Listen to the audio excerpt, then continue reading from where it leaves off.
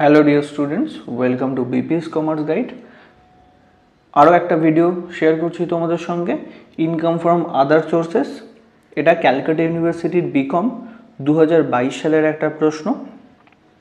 সেই প্রশ্নটা কীভাবে সলভ করতে হয় সেটা এই ভিডিওতে তোমাদের সঙ্গে শেয়ার করব। তো ফার্স্ট প্রশ্নটা কী ছিল একবার দেখে নেওয়া যাক। বলছে, from the following information calculate income from other sources of Mr. Supply for the assessment year 2024-25। তো এখানে মিস্টার সাপ্লির কি কি ইনকাম করেছে সেটা বলে দিয়েছে। কি কি ইনকাম করেছে? First, dividend received from a foreign company ₹16,000। Next, dividend received from Indian company ₹10,500। Family pension receive ₹14,000 per month।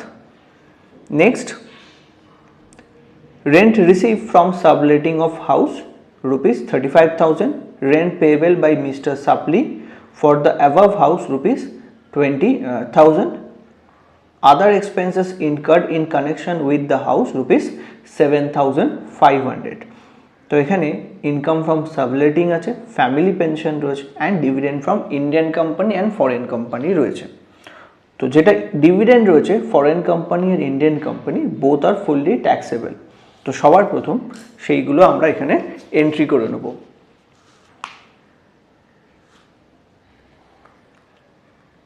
First, dividend from Indian company.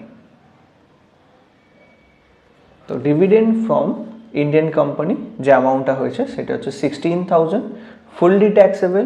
Next, dividend from foreign company, এটাও কিন্তু fully taxable under the head of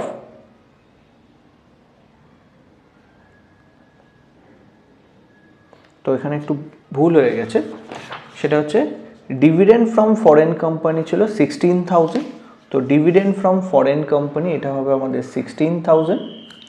and next যেটা রয়েছে সেটা হচ্ছে dividend received from an Indian company হচ্ছে 10,500।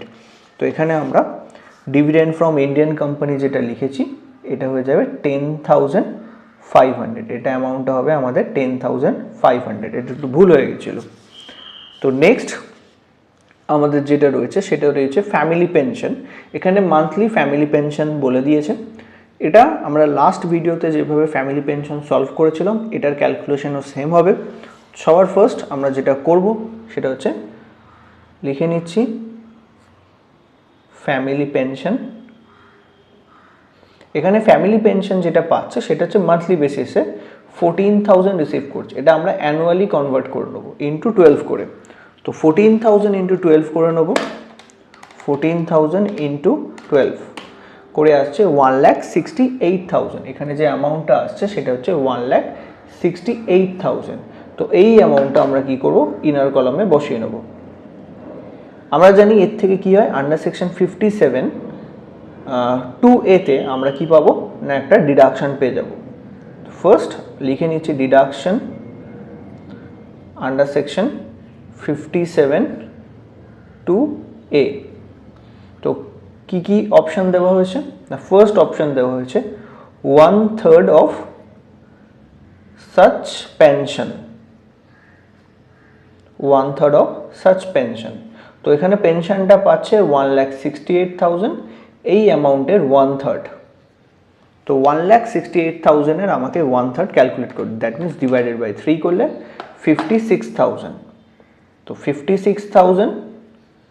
আর second যে অপশনটা দিয়েছে সেই অপশনটা দেওয়া হয়েছে ম্যাক্সিমাম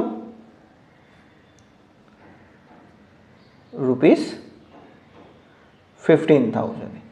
এই যে দুটো অপশন দিয়েছে এর মধ্যে যে অপশনটা ছোট থাকবে, যার ভ্যালুটা কম হবে, সেইটা আমরা অ্যাজ এ ডিডাকশন ক্লেম করতে পারি। তো 56 আর 15,000 এর মধ্যে ছোট হচ্ছে 15,000। তো 15,000 আমরা কি করব, ডিডাকশন ক্লেম করব আন্ডার সেকশন 57 2 এর আন্ডারে।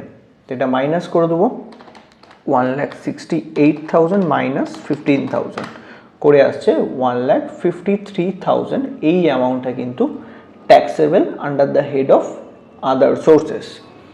তো নেক্সট এরপরে যেটা দিয়েছে সেটা হচ্ছে ইনকাম ফ্রম সাবলেটিং। তো সাবলেটিংয়ের মানেটা, সাবলেটিংয়ের এইটার মিনিংটা আগে জানতে হবে। সাবলেটিং মানে হচ্ছে কোনো একটা হাউসের ওনার, সে কি করেছে বিকে একটা তার যে বাড়িটা রয়েছে সেই বাড়িটা কি করেছে রেন্টে ভাড়া দিয়েছে। বিকে তার বাড়ি রেন্টে ভাড়া দিয়েছে 100 টাকায়। এবার বি কি করেছে, সেই বাড়িতে সে নিজে না থেকে সে কি করেছে সি একজন ব্যক্তিকে ভাড়া দিয়ে দিয়েছে। কত টাকায় না 120 টাকায়। তো এখানে বি কি করছে, বিটা অ্যাকচুয়ালি কিন্তু বাড়ির অ্যাকচুয়াল যে রেন্ট, টেনেন্ট বলা হয়, ভাড়াটিয়া। তো বি হচ্ছে অ্যাকচুয়াল ভাড়াটিয়া। বি কি করেছে, সেই বাড়িতে নিজে না থেকে সিকে দিয়ে দিয়েছে এবং তার থেকে 120 টাকা আর্ন করছে এবং তার জন্য তার এক্সপেন্সেস হচ্ছে 100 টাকা। তাহলে ইন বিটুইন এ কি করেছে 20 রুপিস বি কি করেছে আর্ন করেছে। তো এইটাকে বলা হয় রেন্টাল ইনকাম ফ্রম সাবলেটিং। তো এই সাবলেটিং ইনকাম কিন্তু আদার সোর্সেস যে হেড রয়েছে সেখানে কিন্তু ট্যাক্সেবল হয়ে যাবে। তো এখানে মিস্টার সাপ্লি কি করেছে, মিস্টার সাপ্লি এই সাবলেটিং করে কি করেছে না কিছু টাকা আর্ন করেছে, সেটা কিন্তু এই আদার সোর্সেস হেডে কিন্তু ট্যাক্সেবল হয়ে যাবে। তো এখানে আমরা লিখে নিচ্ছি রেন্ট রিসিভড ফ্রম সাবলেটিং। তো এখানে সাবলেটিং থেকে সে আর্ন করেছে কত 35,000 এবং সেই সাবলেটিংয়ের জন্য তাকে কত টাকা রেন্ট পে করতে হয়েছে না মিস্টার সাপ্লিকে যে রেন্টটা পে করতে হয়েছে সেটা হচ্ছে 20,000 তাকে রেন্ট পে করতে হয়েছে। অ্যান্ড ওই সেখানে কিছু আদার এক্সপেন্সেস ইনকার্ড করতে হচ্ছে in connection with the house. তো ওই বাড়ি রিলেটেড তাকে আরও কিন্তু 7,500 টাকা কি করতে হয়েছে না আরও এক্সপেন্সেস বিয়ার করতে হয়েছে।